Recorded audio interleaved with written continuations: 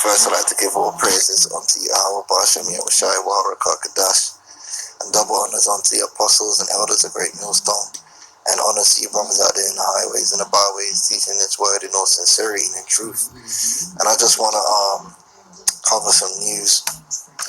So, the UN has responded to a race report which was brought out by the British government, which basically came to the conclusion that there was no institutional racism. So it says UN experts race report normalizes white power, right? And the reason they're saying that is because basically Esau Edom absolves himself of any guilt in regards to the condition of the so-called Negro in the UK, which is what he does overall. So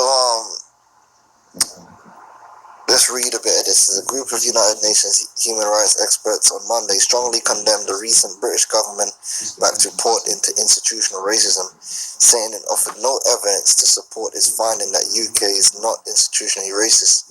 In 2021, it's stunning to read a report on race and ethnicity that repackages racist tropes and stereotypes into fact, twisting data and misapplying statistics and studies into conclusionary findings and ad hominem attacks on people of so-called African descent. I don't know why they're surprised, because this has been Esau's MO from day one.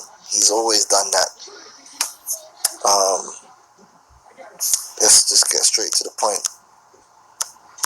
Policy experts at the time also pointed to glaring holes in its analysis. They said disparities such as white ethnic minorities were disproportionately dying of COVID-19, as well as labor market discrimination, were explained away in the report by other factors such as geography, living conditions, and social income, while ignoring the role race played in determining these disparities.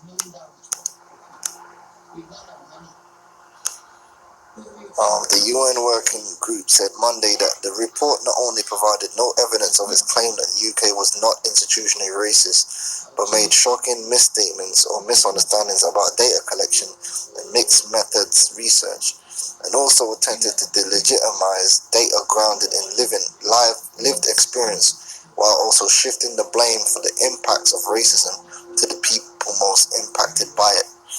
And that's basically what Esau's doing. Esau's basically putting it all on Jake. Like basically saying that the reason why Jake is in the condition he's in is 100% all down to Jake, and Esau never had no hand in it. Which is fair enough. You can make that statement. And as Israelites, we are held accountable to our actions. Okay? So we don't sit up here and put all the blame on Esau, 100% of the blame on Esau for our condition, because we also have to take responsibility for our own actions. But at the same time, what we're not going to do is let Esau off the hook. Everyone has to be responsible for their own part in this thing. And Esau, Edom, you're going to be held responsible. Because over the last 500 years, you was consistently subverted our people in various covert and overt ways. Okay, we could talk about the crack epidemic. I mean, we could talk about a lot of things. Alright?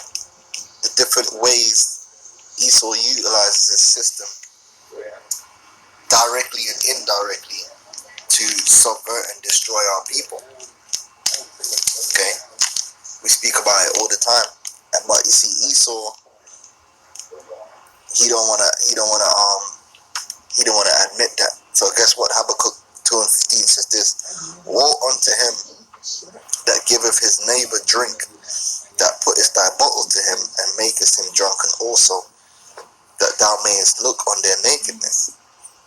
Right? So Esau uses psychological subversion, psychological operations on our people.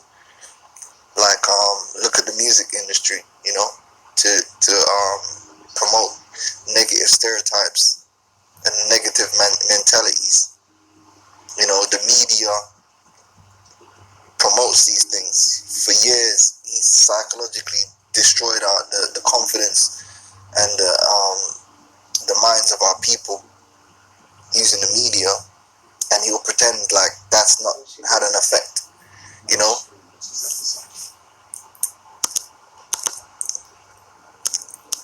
Let me show you right here. Even in these other translations, you can see clearly what it's talking about. Look, woe to him that gives drink to his neighbors, right? Esau fills our people with wicked philosophies, right? He sets up agents among our people to lead us astray, to destroy us, man. All right, and then whenever there is an element that rises up amongst our people to make us stronger, to heal us, to make us greater, Esau will actively work against it. Just like with the Hebrew Israelites, because that's the ultimate. Esau is working against us. He's not working with us. He's not for our upliftment. He's always working to subvert us as a people. You know? And then he'll turn around and point the finger. It says, woe to him who gives drink to his neighbors, pouring it from the wineskin till they are drunk, so that he can gaze on their naked bodies, right? So that he can turn around and say, oh, look at these so-called Negroes. Look at the condition they're living in. Look how they act. When he knows full well that he's had a hand in bringing us to that lower state. But he will ignore that. Oh, look at them niggas in the ghettos. They're in the ghettos because of you. You know what I'm saying? You know, you've had a hand to play in that. Alright? But that's why the scripture says, woe unto you. So you sitting there pointing the finger at our nakedness, you gonna have to pay for our nakedness too. Okay? Thou art filled with shame for glory, drink thou also. You see that? So, and let thy foreskin be uncovered.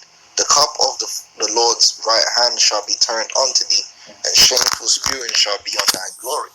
Meaning what? The same way you're sitting there and pointing the finger at our subversion and our destruction, that subversion and same destruction is going to come to you.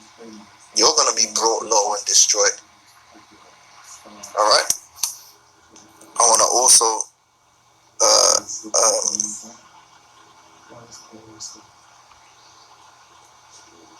get another scripture.